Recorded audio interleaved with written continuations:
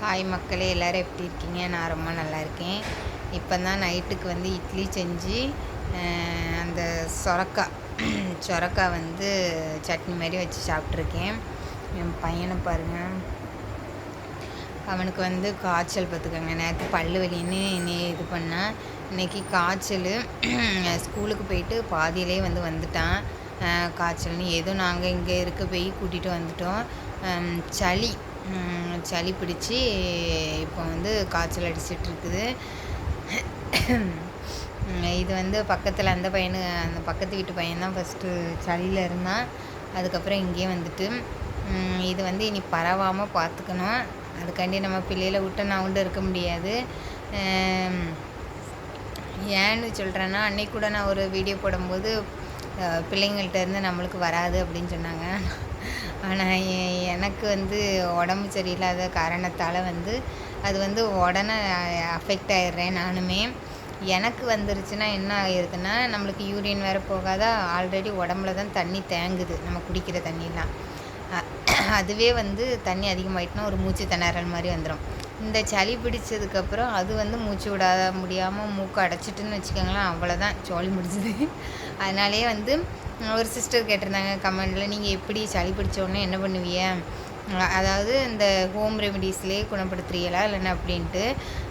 எனக்கெல்லாம் சளி என்னால் மூக்கு அடைச்ச மாதிரி சளி பிடிச்சிட்டுனா அவ்வளோதான் மக்கள், என்னால் மூச்சே விட முடியாது. ஆல்ரெடி உடம்புல இருக்கிற தண்ணிக்கும் இதுக்கும் ரொம்ப சீரியஸ் ஆயிடுது. அதனால் லைட்டாக தொண்டை கரகரன்னு இருக்குது, ரன்னிங் நோஸ் மாதிரி இருக்குதுன்னு வச்சுக்கோங்களேன். உடனே நான் மாத்திரை எழுதி வாங்கிட்டு வந்துடுவேன். 2 நாளைக்கு எழுதி தருவாங்க, காலையிலுக்கும் நைட்டுக்கும் போடுற மாதிரி. தொண்டை கரகரன்னு இருக்கும்போதே நான் மாத்திரை போட்டு ஆஃப் பண்ணிட்டேன்னா அது அதுக்கப்புறம் ஒன்றுமே செய்யாது. இப்படி தான் நான் ஒரு 2 வருஷமாக ஓட்டிகிட்டு இருக்கேன். சளி பிடிக்காத மாதிரி. அப்படியே சளி பசங்கள்கிட்ட இருந்து வர்றது எனக்கு தெரியும். இந்த ஃபஸ்ட் நாளே தொண்டை கரகரப்பாக வந்த மாதிரி இருக்கும், இல்லைன்னா தண்ணியாக வரும். அப்போவே நான் மாத்திரை போட்டு குணப்படுத்தி விடுவேன். அதுக்கப்புறம் அதையும் மீறி கொஞ்சம் சளி இருந்த மாதிரி இருந்துச்சுன்னா ஆவி பிடிச்சிருவேன். டயாலிஸ் அப்போ ஆவி பிடிச்சிட்டேன்னா முடிஞ்சுது. இப்படி தான் நான் பொழப்ப ஓட்டிக்கிட்டு இருக்கேன். ஏன்னா பசங்களை நம்ம தானே பார்த்து ஆகணும் அப்படின்ட்டு. இங்கே பாருங்க, இன்றைக்கி ஃபுல்லாக என் பக்கத்துலேயே தான் இருந்தேன், அம்மான்ட்டு. நைட்டு வேறு உடனே சாப்பாடு செய்கிறதுக்குள்ளே தூங்குறாரு ராசா. அதனால் அவனுக்கு தான் முதல்ல இட்லியும் சட்னியும் வச்சு 2 இட்லி ஊட்டி விட்டு மருந்தை கொடுத்து தைலத்தை தலையில் போட்டு படுக்க வச்சாச்சு. இதில் என்ன மிஸ்டேக்னால், ஒன்றுக்கு இருக்காமல் படுத்துட்டான் பார்த்துக்கங்க. நைட்டு ஒன்றுக்கு இருந்துருவானோன்னு பயமாக இருக்குது. இருந்தாலும் பிரச்சனை இல்லை, நாங்கள் துவைச்சிக்கிடுவோம், அவ்வளோதான். இன்றைக்கி பேரண்ட்ஸ் டீச்சர் மீட்டிங் எடுத்துக்கோங்க. என் பசங்களுக்கு கிடையாது, என் தம்பிக்கு. அவன் அப்பா வந்தால் கம்ப்ளைண்ட் அடிப்பான்னு, நீ வந்துருன்னு சொன்னால் நம்மளுக்கு தான் சிப்ளிங்ஸ் திங்ஸ் எப்படி இருக்கும். அவனை பற்றி ஏதாவது நல்லா போட்டு விட்டுட்டு வரணும் அப்படின்ட்டு நல்லா செல்லு பார்க்குறான், நல்லா விளையாட போகிறான். அவங்க சொன்னாங்க படிக்கிறதெல்லாம் நல்லா படிக்கிறான், ஆனால் இன்னுமே எஃபர்ட் போடணும் அப்படின்னா தான் சென்டம் அடிக்க முடியும் அப்படிலாம் சொன்னாங்க. அந்த திறமை அவனுக்கு இருக்குது. ஆனால் அதுலேயும் இந்த பசங்க அவன் ஃப்ரெண்டெல்லாம் இருக்காவல கூட்டிகிட்டு போயிடுவாங்க கபடி விளையாட அது இதுன்னு. அதுக்கு போட்டு விட்டுட்டு வந்துட்டேன் பார்த்துக்கங்க. நல்லா வீட்டில் என்ன அடிபிடி சண்டை ஒன்று தான் நடக்கலை, மற்றபடி எல்லாமே நடத்திருக்கு. நீ அப்படி சொல்லலாம், படிக்கலை, நான் விளையாட போகிறேன், நீ எப்படி சொல்லலான்ட்டு என்னையை போட்டு கிளின்னு கிழிச்சு தள்ளிட்டான் பார்த்துக்கங்க. சரி, நம்மளை திட்டுனாலும் பரவாயில்ல. அந்த சமயத்தில் மிஸ்ஸு சார் சொல்கிற அட்வைஸை கேட்டுட்டு படிக்கணும்னு எஃபர்ட் இருக்கும் பற்றியெல்லாம். வேறு என்ன பண்ண, அவன் தான் எங்கள் ஃபேமிலியில் ஒரு லாஸ்ட்டு நம்பிக்கை மாதிரி இருக்கான். அவன் படித்து ஒரு ஜாப்புக்கு போனால் தான் எங்கள் அப்பா இப்போ எங்கள் அப்பாவுக்கு 60 வயசு ஆயிடுச்சு, ஒரு இடத்துல உட்கார்ந்தாவது ரெஸ்ட் எடுக்க முடியும். கடன்லாம் நிறைய இருக்குது. அதனால் தம்பி, நீ ஏசுனாலும் எனக்கு பிரச்சனை கிடையாது. நீ எப்படியாவது படித்து ஒரு கவுன்சிலிங்கில் போய் ஒரு நல்ல காலேஜ் செலக்ட் பண்ணுற மாதிரி போயிரு. ஃபீஸு கட்டுற மாதிரி அப்படி போயிட. ஃபீஸுன்னால் நம்மளால் லட்சக்கணக்கிலலாம் கட்ட முடியாது. இப்படி கவுன்சிலிங் மூலமாக ஏதாவது காலேஜ் கிடச்சிச்சின்னா படிச்சுக்கிடுவோம் பற்றியெல்லாம். அதனால தான் ஃபஸ்ட்டு மிட் டேர்ம் இப்போ தான் ஃபஸ்ட்டு மிட் டேர்ம் நடக்குது. அதுக்கு முன்னாடியெல்லாம் டெஸ்ட் வச்சுருக்காங்க. அதிலெல்லாம் 500க்கு மேலேயே வாங்கியிருக்கான் பார்த்துக்கங்க, 600க்கு. இந்த வாட்டி வந்து கொஞ்சம் கம்மியாக இருக்குது. மார்க்கு சொன்னேன் நீ கொண்டு விடுவான். இதை சொல்கிறதுக்கே நீ திட்டுவான்.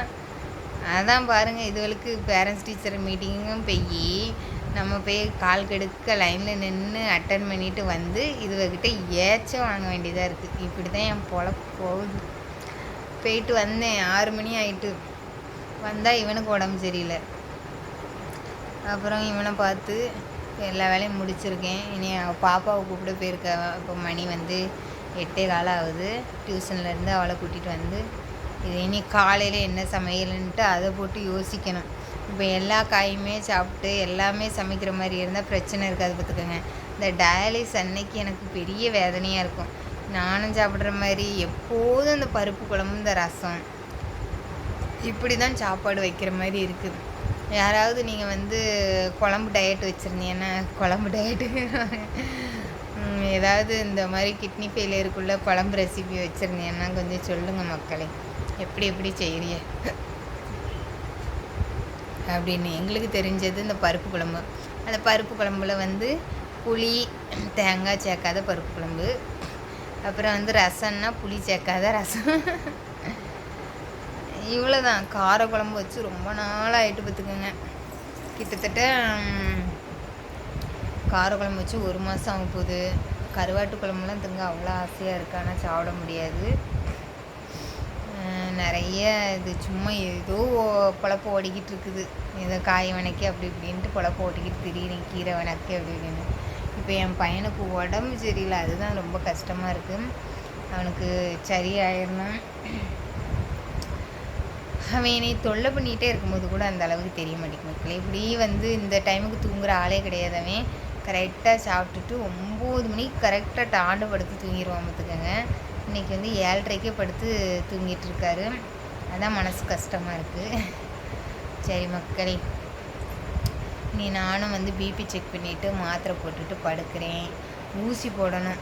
இந்த வாட்டி நம்மளோட பிளட்டை வந்து கண்டிப்பாக ஒரு 8க்கு மேலேயாவது, அப்போவே வந்து 7.9ன்னு சொல்லியிருந்தேன். இந்த வாட்டி வந்து 8யாவது தொட்டுணும். அதான் நம்ம டார்கெட்டு. கரெக்டாக ஒரு 12 வரை எப்படியாவது கொண்டு வந்துட்டோன்னா அப்புறம் வந்து மாதத்தில் ஒரு 2 ஊசி இந்த மாதிரி போட்டு, மாதத்தில் எப்பவும் 2 ஊசி தான் போடுறேன். மாதத்தில் ஒரு ஊசி போடுற மாதிரி நம்மளுக்கு குறையணும். பிளட்டு குறையக்கூடாது, ஊசி குறையிற மாதிரி இருக்கணும்.